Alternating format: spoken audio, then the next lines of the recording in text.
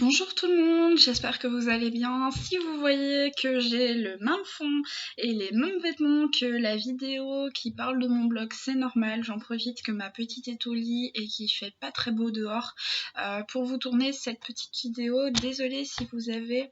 Voilà, un petit contre-jour derrière, c'est pour avoir un peu de lumière dans ma pièce. J'espère que tout le monde va bien. Aujourd'hui, on va aborder un sujet qui n'est pas énormément abordé sur le net, à part dernièrement avec Jessica Thivenin qui a eu exactement la même chose que moi. Certes, l'accouchement a été totalement différent, mais je vais dire, voilà, elle a eu la même chose que moi, c'est-à-dire un cerclage. J'ai eu un cerclage et un PCR à 24 semaines d'aménorrhée. Je vais vous expliquer un petit peu en quoi ça consiste, comment on l'a vu, que j'en avais besoin, et puis comment on me l'a placé et comment on me l'a retiré.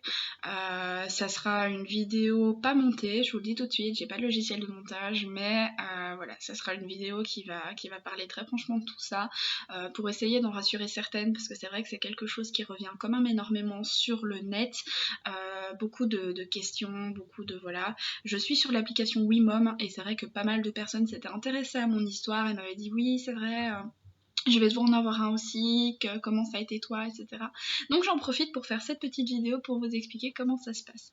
Je vous fais une petite communication. J'ai un blog, j'ai un site internet sur Wix que je vous posterai en bas de vidéo, où je poste des articles pratiquement tous les jours. Il y a des jours où j'en poste 3, il y a des jours où j'en poste pas, ça dépend. Où je parle justement du cerclage et du PCR, de mon accouchement, de ma grossesse, etc. Donc n'hésitez pas à y aller, n'hésitez pas à vous abonner à ma page, ça me fera très plaisir. Et puis plus il y a d'abonnés, plus j'aurai fatalement la motivation de venir tous les jours. Donc voilà, j'ai déjà la motivation pour venir tous les jours, mais ça me fera une motivation supplémentaire de savoir que je suis lue et que vous aimez ce que je publie. Donc voilà. Alors pour commencer, qu'est-ce qu'un cerclage et qu'est-ce qu'un PCR? C'est vrai que j'ai pas pris mon PCR parce que je l'ai récupéré.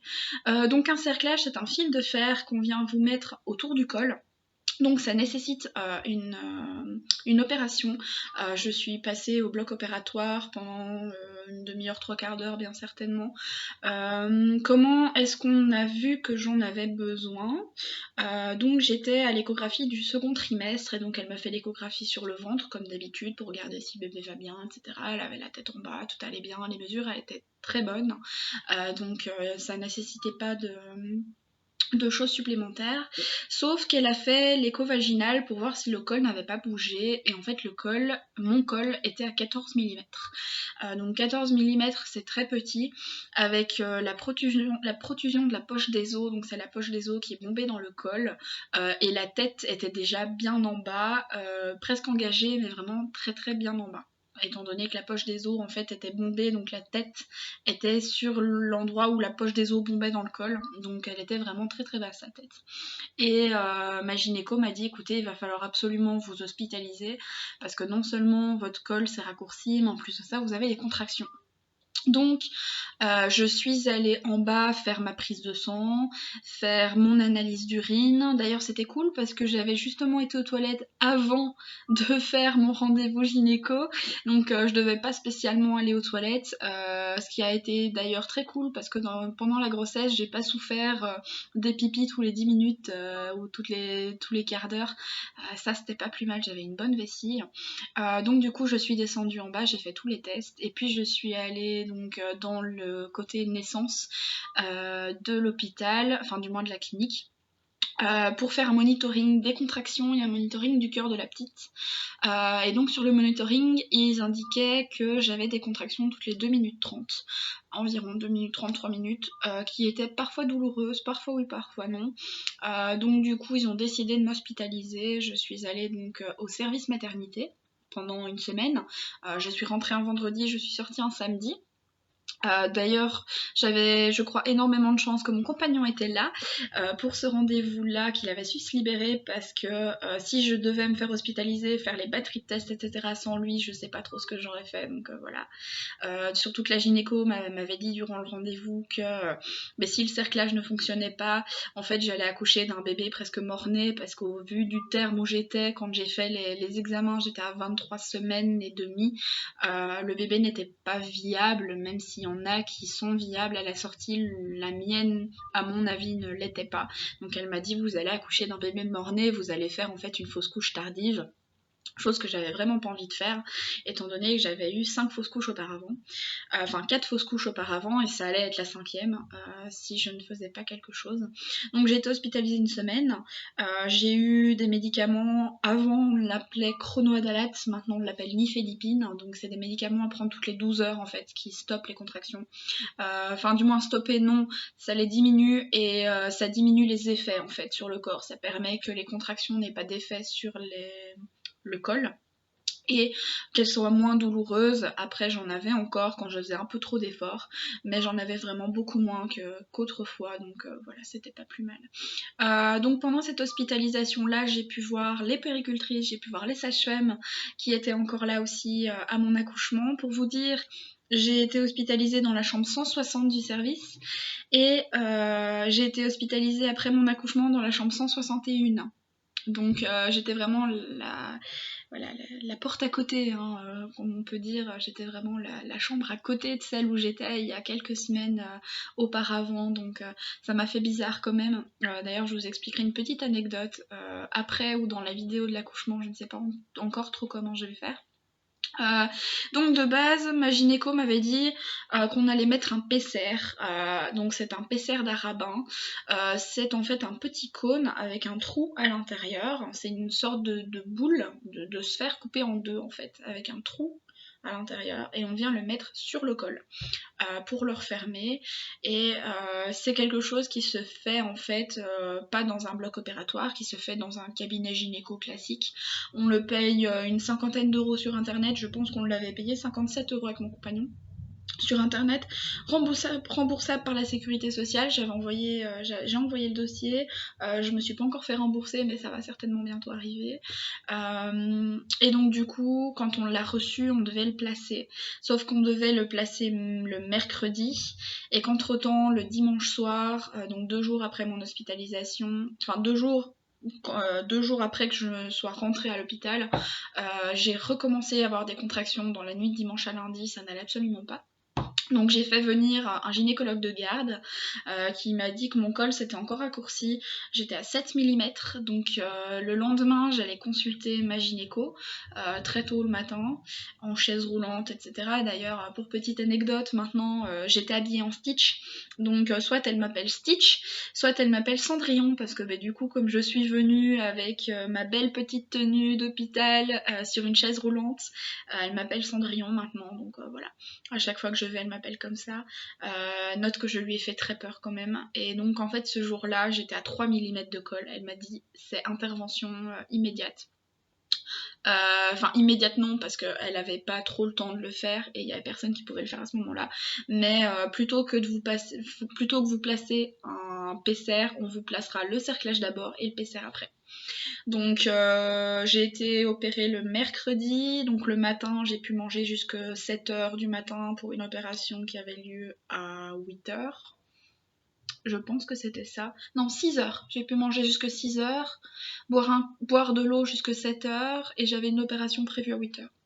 Et mon opération a été repoussée un petit peu parce qu'il y avait énormément de monde qui devait passer avant moi. Pas pour un cerclage évidemment, hein, parce que ma gynécologue fait pas mal de choses. Elle est quand même chirurgienne aussi en même temps que d'être gynéco. Donc voilà, elle fait pas mal de choses. Donc du coup, j'avais ma petite blouse avec la petite Charlotte. On est allé dans la salle d'opération. J'ai eu la rachidurale, enfin du moins moi ce que j'appelle la rachidurale péridurale, c'est une rachianesthésie. Donc en fait c'est comme la péridurale, sauf que tu n'as pas de fil en fait, c'est une simple injection comme on t'injecte un produit dans une veine classique. Et ça va un peu plus loin que la péridurale en fait. Ça fait hyper mal, moi j'ai eu hyper mal. La rachianesthésie, j'ai vraiment eu très très mal à la pause. Ça m'a anesthésié la moitié du corps, mais voilà. Après, on nous met dans une position gynécologique, hein, classique, avec les jambes au-dessus, comme ça, sur les étriers. Et puis un petit peu en oblique, j'allais dire, avec la tête un petit peu en bas, ce qui est tout à fait normal. Après, vous avez dans le nez l'oxygène, enfin voilà, vraiment tout un petit peu comme dans une salle d'opération classique, hein, voilà. D'ailleurs, j'étais tellement stressée à l'idée d'avoir une rachianesthésie parce que j'ai la peur bleue des aiguilles, hein, qu'en fait... je suis une fan de Céline Dion, mais je ne l'écoute plus tellement, et quand je l'écoute, j'écoute vraiment des classiques, je vais dire en anglais ou en français, donc vraiment toutes ses premières en fait chansons. Et ma gynéco m'a demandé ce qui pourrait éventuellement me calmer en fait, parce que j'étais en sanglots, j'étais vraiment pas bien, je tremblais, j'étais vraiment pas bien, je pleurais, j'avais un gros chagrin. Et je lui ai dit, écoutez, moi ce qui peut me détendre, c'est d'écouter du Céline Dion. Donc on s'est retrouvés à 5 ou 6 dans le bloc, avec Céline Dion derrière, ils étaient tous en train de se foutre de ma tête, hein, voilà, mais ça m'a servi parce que clairement ça m'a calmée. Et puis du coup on écarte, hein, parce qu'il faut quand même aller voir ce qui se passe là-bas. Elle m'a suturé le col comme on suture une plaie, hein, voilà, c'est comme ça que ça fonctionne, un cerclage. Et puis ça a duré à peu près une demi-heure, j'ai été en salle de réveil à peu près 2 heures, j'étais réveillée, totalement réveillée vu que c'était pas une anesthésie générale. Le réveil a été un peu agité parce que j'ai eu pas mal de chutes de tension, j'ai failli vomir pas mal de fois aussi, ils m'ont passé, je ne sais pas si c'est du sucre dans le sang ou un produit pour éviter justement d'être malade, mais ça m'a fait vraiment énormément de bien. Après, je suis remontée en chambre assez vite, hein, je crois que je me suis fait opérer à 11h, j'étais à 11h40, un truc comme ça, dans la salle de réveil, et à 13h je remontais à peu près, donc non, j'ai vraiment pas duré longtemps. Et quand je suis remontée, je devais attendre 17h que mon compagnon ait fini de travailler pour revenir, pour le voir. Donc voilà, j'ai dû attendre un petit peu, mais bon, voilà, ça n'a pas été... ça n'a pas été plus mal puisque j'ai pu me reposer aussi. C'est vrai que l'anesthésie m'avait quand même pas mal crevé. J'avais fait une nuit blanche à regarder sur YouTube s'il n'y avait pas des vidéos qui expliquaient comment se posait le cerclage, etc. J'étais vraiment très stressée. Donc voilà. Le lendemain de tout ça, donc ça c'était le mercredi, le jeudi on m'a posé le PCR. Donc là je me suis habillée, j'ai été... dans le cabinet de ma gynéco, elle m'a posé le PCR. Là, c'est aussi position gynécologique, écarter les jambes, et puis c'est en fait en plastique, donc tu peux le plier, un peu comme on met un anneau vaginal, un anneau contraceptif vaginal, et on le met en fait au niveau du col, et ça ne fait absolument pas mal, ça se retire, ça ne fait absolument pas mal. Par contre, le cerclage, je vous expliquerai un peu tout à l'heure. Là, ça a été une autre partie de plaisir. Donc du coup, j'ai pu me relever assez rapidement après la pose du cerclage. Je suis sortie de l'hôpital 2 jours après le cerclage et 1 jour après le PCR. Donc le lendemain, le vendredi matin, le vendredi après-midi, je suis sortie. Je suis rentrée en VSL à mon appartement. Et puis j'ai été alitée jusque la fin. J'ai eu bas de contention, j'ai eu sage-femme à domicile pendant 2 fois par semaine pendant pratiquement 4 mois, 3 mois et demi, 4 mois. Toutes les semaines, c'était une semaine de plus, c'était un combat de plus, parce que clairement, 3 mm de colle, poche des os bombées, ma gynéco n'y croyait absolument pas. Elle m'a dit, si vraiment vous tenez, c'est un miracle. Donc je suis vraiment restée alitée stricte. Je prenais ma douche sur un tabouret, je n'allais pas longtemps aux toilettes, je m'habillais pas, je restais en pyjama parce que voilà, je pouvais pas non plus faire de sortie ni quoi que ce soit, donc c'était pas pratique. Pas de relations sexuelles, pas de transport en commun, donc je devais aller à mes rendez-vous médicaux en Uber, ça me coûtait 12 € aller-retour. Pas le choix. Donc voilà, ça a vraiment été très très compliqué. J'ai eu un traitement médical, donc ce fameux ancien chronoadalate est devenu nifedipine, donc toutes les 12 heures, 2 fois par jour, qui a été arrêté à 36 semaines, ainsi que le suivi Le suivi à domicile de la sage-femme a été aussi arrêté à 36 semaines. Vous pouvez voir tout ça sur mon article. J'ai tout expliqué sur l'article de mon blog, donc vous pouvez aller voir, il n'y a pas de problème pour ça. La relation de couple a été très compliquée parce que non seulement on ne pouvait pas avoir de relations sexuelles, mais en plus de ça, tous les jours c'était une peur en fait. Tous les jours c'était la peur d'accoucher, c'était vraiment c'était le stress complet. Mon compagnon n'était pas là, j'habite au 4e étage sans ascenseur, donc je peux même pas sortir dans mon jardin, j'ai pas de jardin. Les courses c'était lui qui devait les faire, il devait gérer le ménage, il devait tout gérer à l'appartement, il était crevé. Donc vraiment ma vie de couple on a pris un sacré coup. Mais c'était pour une bonne cause parce que j'ai accouché à 39 semaines. Mon cerclage a été enlevé à 35 semaines pile. Parce que ce jour-là, en fait, j'avais un monitoring qui indiquait que j'avais des contractions, mais je ne les sentais pas. Et donc ma sage-femme m'a demandé d'aller à l'hôpital. Oui, j'avais mes prises de sang aussi à domicile et mes tests urinaires à domicile. Je ne devais pas me déplacer jusqu'à l'infirmier qui était en bas. Il venait à moi. Et donc, on me l'a enlevé à 35 semaines pile, je m'y attendais absolument pas parce que ma sage-femme m'a dit ça serait bien que tu ailles consulter la gynéco, voir si ton col a bougé. Il n'avait pas bougé, mais ma gynécologue m'a dit écoute, au vu des contractions que tu avais, je vais te l'enlever. De toute façon, 35 semaines c'est déjà bien. Faudra juste continuer ton alitement jusqu'à la 36e semaine. Donc une semaine après, j'étais libérée. Et puis voilà. Et j'ai accouché à 39, donc elle est restée 4 semaines de plus. J'ai un col qui est resté 4 semaines de plus. Après, au niveau du retrait, j'ai eu extrêmement mal.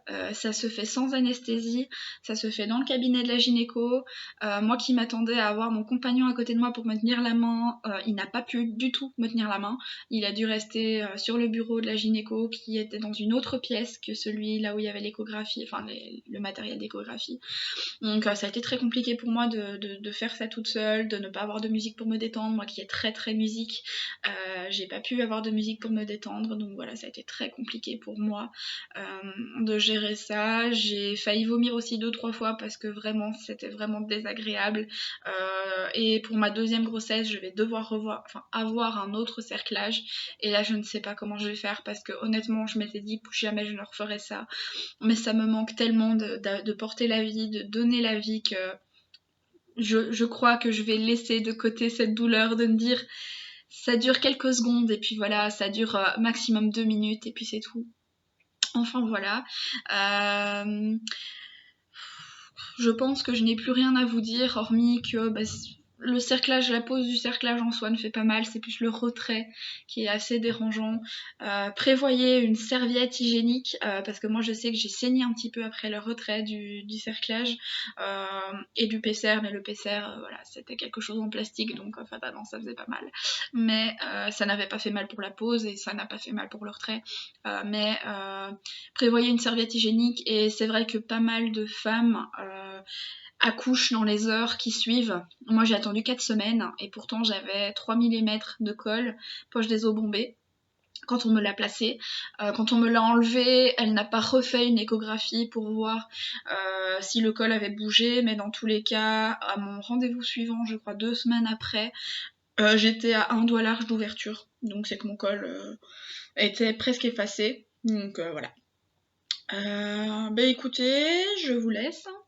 Passez une bonne soirée ou une bonne journée, c'est vous qui voyez. C'est à partir du moment où vous regardez ça dans une certaine période de la journée, voilà. Hein, je vous souhaite en tout cas une bonne journée, une bonne soirée, une bonne nuit à tout le monde.